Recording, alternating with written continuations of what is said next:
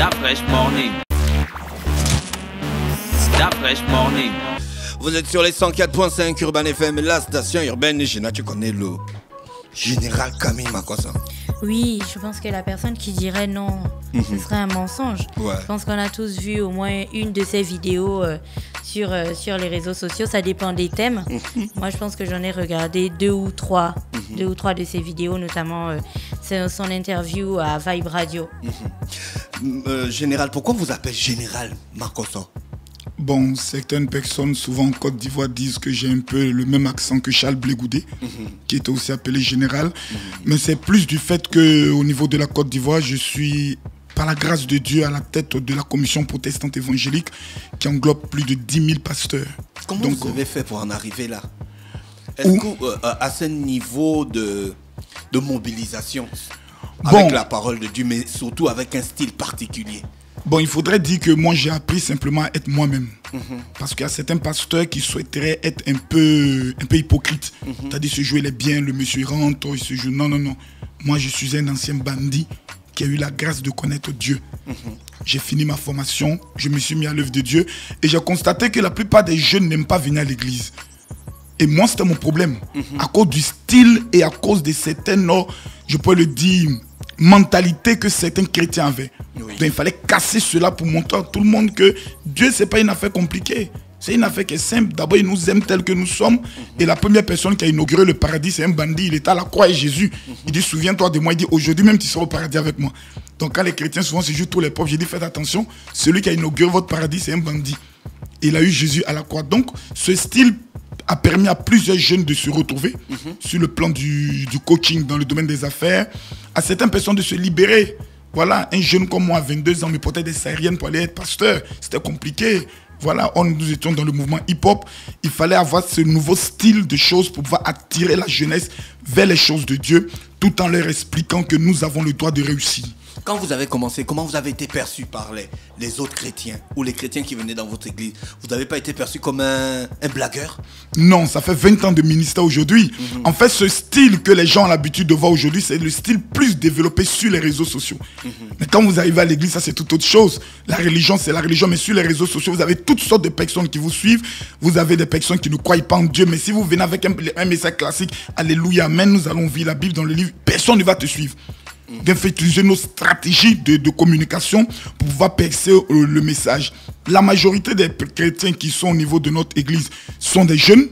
Cette stratégie a permis à ce que nous organisions des programmes en France sans la participation d'une église avec plus de 2000 personnes rassemblées en France, qui a permis au Premier ministre français de nous accorder une petite audience quand même. C'est pas quand même, on va pas quand même refuser. Mon frère qui n'aime pas le bonheur, on dit un Premier ministre va te recevoir, qui va pas partir. Mon frère, nous sommes allés. Donc c'est une stratégie en matière de communication qui choque certains chrétiens. Hier, j'ai discuté avec une dame qui m'a même dit par rapport à cette vidéo que vous publiez, sa sœur, elle se moque d'elle parce que le général dit que les chrétiennes sont bêtes. Donc elle dit non, révérend, comment tu as pu utiliser un tel langage? Ça a choqué ma sœur. J'ai dit de la même manière que ta sœur a été choquée, ça a délevé plusieurs chrétiennes. Des gens sont dans le foyer, les chrétiennes, bon, elles pensent que tout c'est une affaire d'Alléluia, Amen. Mais comment vous détectez? Par exemple, on a une vidéo où vous dites les hommes détestent les poils des femmes. Comment vous détectez ce genre de... Non, mais d'abord, je ne suis pas né pasteur. J'étais d'abord païen. Justement, moi j'avais envie de vous demander, parce que on parle beaucoup du général Makossa. Il y a des gens qui ont envie de savoir qui êtes-vous en fait? Qui étiez-vous avant? Enfin, parlez-nous un petit peu de votre vie, on a envie de comprendre. Parce que tout ce dont vous parlez, ça vient bien d'une certaine expérience. Bien sûr. Il faut dire que j'ai été dans le monde du hip-hop. Dans un premier temps, dans le monde de la nuit. Et en tant qu'aussi un ancien chef gang. Nous avions notre gang qu'on appelait les Flash Boys, qui était en même temps notre équipe de football. Donc, mais en même temps très bosseur dans le nouvel des études, parce que j'avais une vision vraiment très démoniaque, c'est-à-dire être un grand avocat, mais en même temps avoir un groupe de braqueurs. Voici ces pensées qui étaient dans ma tête lorsque j'avais 18 ans, 19 ans. Voici les pensées qui étaient. Il faut avouer qu'à votre époque, c'était la mode. En Afrique, même en Afrique. Bien sûr, aussi. au niveau même de. Au Gabon aussi. En 97, 98, avec le groupe RAS de l'archevêque Koudiaki Vincent aujourd'hui. Moi, c'est avec les Cool Modia, ça libre. Et puis un jour, je me rends à un programme. Mon père nous oblige d'abord à aller dans un programme d'un pasteur, ce qu'on n'aimait pas dans le temps, hein, parce que les histoires d'église, pour nous, c'était les gaous qui partaient à l'église et les femmes qui n'arrivaient pas à se marier, qui partaient à l'église pour trouver des maris. Et un pasteur prêche et il dit le Saint-Esprit va descendre. Et pendant qu'il prie, Moi, le païen, je suis assis, je sens la chair de poulet, je sens qu'il y a quelque chose. Je vois des gens qui tombent, des gens qui se relèvent, qui sont heureux. Et je dis au pasteur, cette puissance, comment on appelle ça? Il dit, c'est l'onction. Je dis, comment on fait pour avoir ça? Il dit, il faut que tu changes de vie. Donc, dans ce monde, on avait quand même une expérience, vous savez. On a connu la vie, on a connu les femmes et autres. Donc, nous savons de façon pertinente qu'un homme, même s'il est chrétien, il y a une partie de son corps qui n'est pas chrétien. C'est celui qui en bas, souvent on l'appelle Papitou le Magnifique. Ah oui, il n'est pas converti.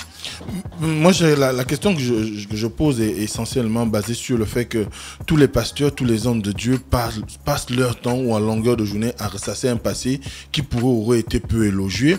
C'est ce que vous faites là. Moi, j'ai l'impression que vous surjouez sur cette capacité à vous dire que vous étiez grand bandit. Et à la fin, on imagine, on se dit, est-ce que on n'est pas dans l'escroquerie spirituelle? Oui, parce que la majorité des pasteurs, ils ont une histoire pareille. Il n'y a jamais un pasteur qui dit que non, moi j'étais un enfant de bonne famille. Non, moi je ne veux pas être hypocrite. Je ne veux pas être hypocrite. L'escroquerie spirituelle peut être définie dans la mesure où on demande aux personnes de venir avec une intention. C'est-à-dire dépouiller ces personnes. Or, cette thèse ne peut pas prendre dans la mesure de l'église où je vous explique, la majorité des personnes qui viennent à l'église sont des personnes qui, économiquement parlant, la plupart ont tout perdu. Or, quand tout allait bien chez eux, c'est le commun de tous les chrétiens, généralement. Voilà, c'est le commun de tous les chrétiens parce qu'ils se réfugient en Dieu, n'ayant plus de voie à suivre parce qu'ils ont tout perdu. Voilà. Et on peut profiter de leur faiblesse. Non, mais là, il a tout perdu, ça veut dire qu'il n'a plus rien. Donc, si tu profites de sa faiblesse, tu ne vas rien prendre. C'est-à-dire qu'il n'a plus rien, tout est fini. Et 5 francs sortis de la quête, c'est quand même mon beaucoup. Frère, de la dîme, c'est beaucoup. Hein. Je disais un jour au Cameroun, un journaliste qui me posait la question, il dit, les pasteurs, vous avez le don de dépouiller les fidèles. Il dit, donc, nommez-nous ministre de l'économie et des finances. Parce que si nous avons le pouvoir de prendre là où il n'y a plus rien, c'est que nous avons quand même un don. Non, c'est pour dire une chose. Aujourd'hui, la majorité des personnes traversent des problèmes spirituels, psychologiques et même émotionnels. Une femme qui est battue dans son foyer, le président peut se tenir, faire un discours, mais ça ne touche pas cette femme. Mais lorsque cette femme se présente à l'église, que vous lui dites, Dieu n'a pas encore dit son dernier mot. Ce petit mot qui lui donne de l'espoir n'est pas payant. Est-ce que les femmes aujourd'hui ne sont pas plus enclins à succomber au charme des gens tels que vous, qui en longueur de journée proposent des solutions miracles et qui finalement parfois n'arrivent pas et finissent par continuer à devenir eux-mêmes beaucoup plus puissants dans leur église? En 2 mots, la question est de savoir pourquoi se fait-il qu'il y a beaucoup plus d'églises, mais la situation sociale des populations n'évolue pas? C'est la simple raison que la majorité des églises ont accepté le vieux évangile donné par, je peux le dire, le roi belge qui disait aux missionnaires, allez convaincre les Africains qu'il faut être pauvre pour aller au ciel. Notre génération vient dire non à cela. Nous disons aux chrétiens que Dieu ne bénit que l'œuvre des mains. Donc, en dehors du ministère, je peux le dire, pastoral et autres, l'église doit, je peux le dire, se focaliser aussi sur ce que nous sommes en train de faire maintenant et en train de porter sur la création des entreprises. Parce que c'est bien de recevoir les dîmes et les offrandes. Mais si la dîme et les offrandes permettent au pasteur seulement d'avoir la plus belle chaussure, mais je dis le pasteur le sorcier de l'église, il faudrait avoir la capacité de créer une entreprise à partir de cela pour donner du travail aux jeunes qui sont là. Parce qu'il y a certaines femmes qui viennent à l'église qui ont seulement besoin de 100 000 francs pour commencer quelque chose à le faire. Et c'est cette mentalité que nous sommes en train d'inculquer aux pasteurs. Ce que vous dites, je suis entièrement d'accord. Nous n'étions pas chrétiens, c'est la même chose que nous avions comme pensée aujourd'hui. Mais si nous avons la capacité, comme aux États-Unis, parce que ce problème, on n'a pas chez les anglophones. Vous allez au Nigeria, vous allez au niveau du Ghana, vous avez des chrétiens très prospères parce que le pasteur les inculque la valeur du travail et la capacité à pouvoir travailler. C'est cette mentalité que nous voulons prendre le soin d'expliquer. C'est-à-dire, la religion croit en Dieu, mais si tu es fainéant, mon frère, fais-moi confiance, l'ange ne descendra pas du ciel pour te remettre des moyens. Il faut que tu travailles dur. Mais en dehors de cela, la femme a... C'est notre faute. Si la femme a le cœur de Dieu, la femme est celle qui ressent le plus les choses. L'homme pense plus avec sa tête, la femme pense plus avec son cœur. Raison pour laquelle dans une relation amoureuse, l'homme tombe plus que la femme tombe. La femme, elle est fidèle. Lorsqu'elle aime un homme, elle peut se tuer, même tout prendre l'argent de son père pour aller donner à cet homme.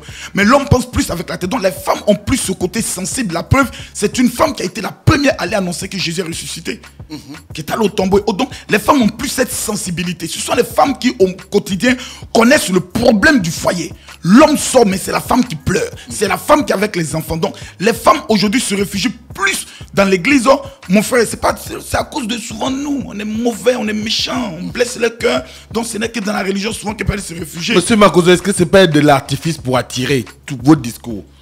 Pour attirer comment? Pour attirer les fidèles. Non, mon frère, que tu veuilles ou non, les fidèles sont déjà attirés. C'est-à-dire ça, tu veux, ils sont déjà là. Maintenant, il faudra prendre le soin comme tu le veux. Permettre à ce que ces fidèles chrétiens jouent un rôle capital sur le plan de l'économie du pays. Mais aujourd'hui, c'est une bonne chose, mon frère. On va quelque part où on te dit, voler n'est pas bon. Tuer n'est pas bon. Mais il faut quand même encourager ce monsieur qui le dit. Et puis des personnes le suivent. La parole d'un religieux a plus de puissance que la parole d'un ministre. C'est-à-dire, souvent le ministre peut dire, nous avons décidé de prendre une loi. Mais en Côte d'Ivoire, faites-moi confiance. Un prophète avait dit au temps de Gbagbo, que des anges descendraient du ciel pour combattre. Des chefs d'entreprise ont déménagé d'Abidjan sur la parole d'un prophète. Je me suis dit, waouh. Un homme peut te regarder et dire, mon frère, la femme avec qui tu es là, c'est elle qui a détruit ta vie. Et le gars, il laisse sa femme.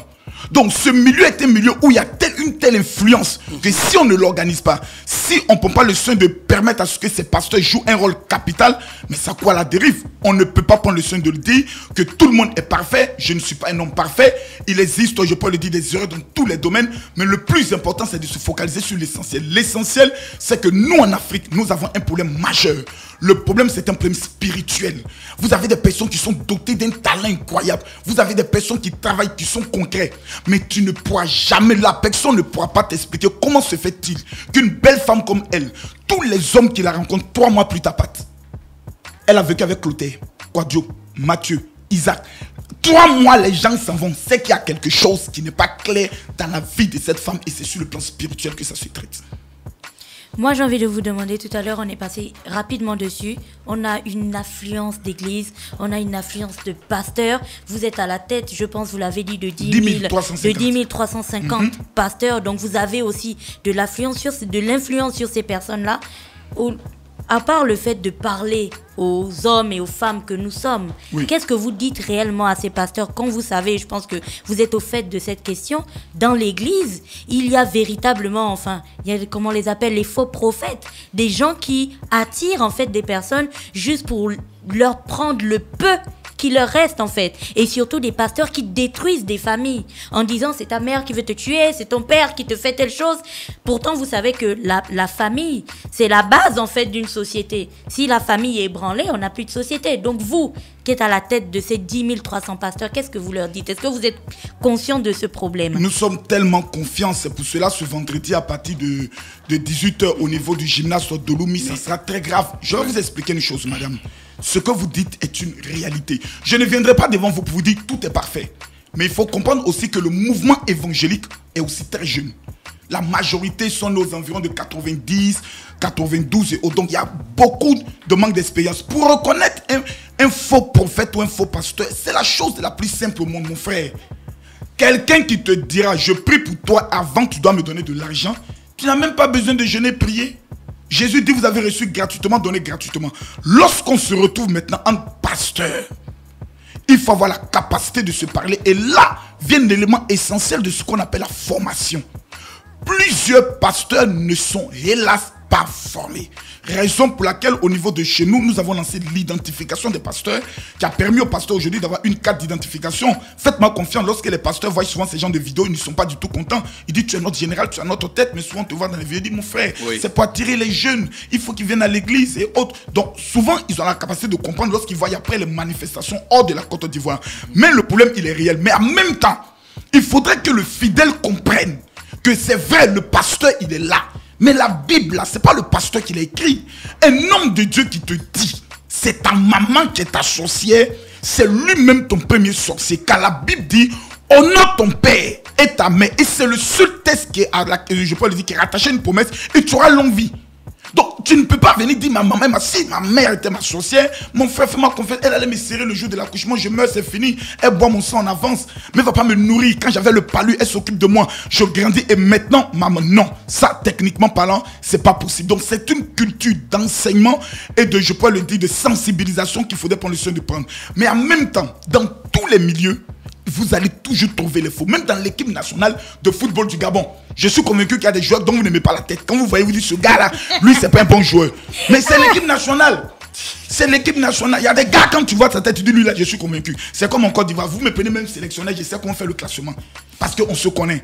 Mais c'est populaire, ça existe partout. Mais le plus important, c'est de regarder à l'essentiel. L'essentiel aujourd'hui, c'est de Christ qu'il s'agit. Moi, j'ai une confiance totale. Est-ce que Christ vous permet de parler des problèmes de petit Papichou ou bien de, comment vous l'appelez, l'homme qui est en bas? Oui. Papichou le magnifique. Papichou le magnifique. Sur ça, il y a eu un débat. On dit, est-ce qu'un pasteur peut aborder toutes sortes de sujets? Le pasteur, c'est le berger. Mon frère, je ne suis pas né gaou. Je ne suis pas devenu pasteur parce que je n'avais rien à faire. Mes ambitions, c'était d'être avocat. J'allais me faire beaucoup d'argent. Même imagine avec mon parler, si j'entre dans la politique, je serais dangereux. Tu vois, non? Mais on est dans la fête d'Alléluia maintenant. C'est là que Dieu nous a appelés. Les chrétiennes aujourd'hui et les chrétiens ont un problème. Même quand ça ne va pas, ils ne savent pas comment expliquer. Et quand ils voient le pasteur dit, bon, on va faire 3 jours de jeûne, on va payer. Non, le gars, ce n'est pas jeûne. La femme ne connaît pas. C'est pas fait. Donc il faut appeler la femme et dire, viens voir mon pasteur. Parce qu'elle sait faire. Maman, il faut lui monter quelques petites techniques pour que lorsqu'elle prend le monsieur, mais quand le monsieur il sort et rencontre la petite fille qui est au dehors, la kisa souvent comme le disent certaines personnes et autres, elle ne parle pas en langue. Mais quand elle récupère le monsieur, lui parle en langue là-bas, il est heureux quand il vient, il est détendu comme ça et autres. La maman, elle a pris son maître, chasse les démons. C'est pas des démons. C'est le travail là. En 2h, 3h du matin, il faut savoir le faire. C'est tout. Donc souvent, il faut le dire pour permettre au Québec d'être délivré. Donc souvent, ils ont l'impression que lorsque tu parles de ça, tu parles du diable. Là n'est pas le diable. C'est la seule partie où Dieu lui-même, il se retire. Les gens, ils se retirent puis on vous laisse. Voilà, il dit remplissez la tête, il faut savoir expliquer comment. Le général, attends, tu vois. Le général Camille Marcos est avec nous, il est accompagné de monsieur Steve Aoulaou, le prophète, monsieur Steve, le programme du général pendant son passage à Libreville. Ça se passe du côté de Lomé, c'est ça? Voilà, c'est tout extraordinaire. Je suis très content et vraiment merci de m'avoir invité. Je vais tout simplement donner nos programmes. C'est ce vendredi à partir de, je pense, à partir de 18h. Voilà, de 18h à l'aube. Nous avons voulu faire venir le général parce que nous croyons à la capacité surnaturelle qu'il transporte. Oui. Moi, je crois que c'est un homme ouvert. Oui. Aujourd'hui, l'heure de l'hypocrisie est dépassée. Et quand j'ai invité le général Makosso, beaucoup de personnes ont dit, mon prophète Steve, il invite un homme. Moi, je pense qu'il faut aborder les personnes, il faut vous rapprocher des personnes pour connaître vraiment le fond même de la personne. Et je crois que les personnes qui viendront au journal de Lomé ne seront pas dessus. D'accord. Merci. Parce que là-bas, c'est autre chose. Hein, ce n'est plus une question de conseil et autres. Là, maintenant, nous serons sur le domaine des miracles et des délivrances. J'ai été à Port-Gentil. Un journaliste de Port-Gentil me dit, est-ce que tu sais qu'ici, c'est la capitale de l'occultisme? Nous partons à la convention. Les miracles qui ont eu lieu à Port-Gentil. Vous connaissez que le Gabonais, d'abord de nature, l'Africain, Afrique centrale, c'est des incrédules. Quand ils ne voient pas, ils ne croient pas. Ce qui s'est produit au niveau de Port-Gentil, jusqu'aujourd'hui, ça a été ma plus belle de toutes mes croisades. En matière de miracles, en matière de délivrance, en matière de guérison. Et les personnes qui ont été guéries jusqu'aujourd'hui, un jeune homme m'envoyait un message hier, il me disait, tu avais prié pour ma mère, je serai à la veillée pour rendre témoignage. Quand on peut se plaindre d'un homme de Dieu de tout, mais au stade où je suis arrivé, du fait que je suis tellement connu, faites-moi confiance que le jour où j'ai fait une erreur ou un seul faux, mais le relais sera d'une dimension incroyable. J'ai été au Cameroun, l'une de mes propres filles, c'est-à-dire je l'appelle devant, elle ne vient pas. J'essaie de m'énerver pour essayer de faire du système. Moi-même, mon Facebook Live m'a vendu. Ils ont coupé la partie pour dire Makosso frappe maintenant les femmes. Moi-même, mon Facebook Live. Donc aujourd'hui, on a atteint un niveau où on n'a plus droit à l'erreur. La moindre erreur, nous payons cash. Oui. Et aujourd'hui, le relais sur les réseaux sociaux, on tentait à la moindre minute. Il y a un pasteur en France qui s'est tué. Il avait donné une révélation au temps de je pourrais le dire, la Coupe d'Europe que la France allait remporter. Quand la France a perdu, le pasteur a fermé l'église, fermé son compte Facebook, fermé sa page Facebook. J'aurais appris maintenant qu'il est chauffeur de taxi au niveau de la RDC. Monsieur Makosso. Oui, dernière question. Oui, dernière question. Général Makosso, oui. Vous êtes un showman ou le parfait marchand de Dieu? Je suis un réaliste. La réalité est la suivante. Il existe deux mondes. Il y a le monde que nous vivons. Et il y a lorsque tu dors, mon frère, tu te vois souvent dans des endroits. Tu te poses la question en te réveillant, comment j'ai pu faire un tel rêve? Il y a deux réalités. La première réalité est la suivante. Si nous ne contrôlons pas le monde spirituel, tu ne contrôleras jamais le monde physique. Tu peux avoir toutes sortes d'ambitions. Mais si le plan spirituel, tu es attaché dans ton village, tu vas beau faire, tu n'avanceras pas. C'est ce miracle qui doit avoir lieu ce vendredi dans la vie de certaines personnes. Le vendeur d'illusions est celui qui vient promettre des choses qui ne se réalisent pas. Vous ne participerez jamais à l'un des programmes du général Camille Makosso. Je mets au défi le Gabon et vous ressortirez pour dire « j'ai pas vu la gloire de Dieu ». Impossible. Je le dis, ce vendredi, ça sera comme un tremblement de terre. J'ai dit impossible, mon frère. Blanc se lève, son pied est cassé dans plate. Blanc, qui ne croit pas, marche et confirme qu'il est guéri. Moi-même, je suis là et puis je ne crois pas. C'est-à-dire, je me demande est-ce que le gars il est vraiment normal. C'est la preuve qui te prouve que ce n'est plus nous. Il y a un Dieu quand même qui nous aime. Il ne peut pas accepter que notre vie soit tout le temps une vie de souffrance et de pleurs. Et il dit, vous m'invoquerez et je vous répondrai. Il faudrait avoir cette capacité de foi. Les hommes passeront, mais la parole de Dieu ne passera pas. Ce vendredi à partir de 18 h au gymnase Tolumi. Venons voir si oui ou non l'homme qui parle est un vendeur d'illusions ou pas. J'aime les défis. Et je relève toujours les défis avec le Saint-Esprit. Je rappelle qu'on recevait le général Camille Makosso ce matin sur les 104.5. Il était accompagné du prophète Steve Awolowo pour nous parler donc du programme religieux du 7 décembre au gymnase de Lomé à partir de 18 h jusqu'à l'aube. Restez connectés sur les 104.5 Urban FM, la station urbaine. On se retrouve juste derrière avec d'autres invités dans notre émission. Urban FM et les forces de police nationales s'associent et vous offrent Urban Trafic, le programme qui vous fait le point à 7h, 8h, 10h, 12h30, 16h, 17h et 18h sur le trafic routier au quotidien sur Libreville, Akanda, Ovendo et Ntoum. Urban FM 104.5.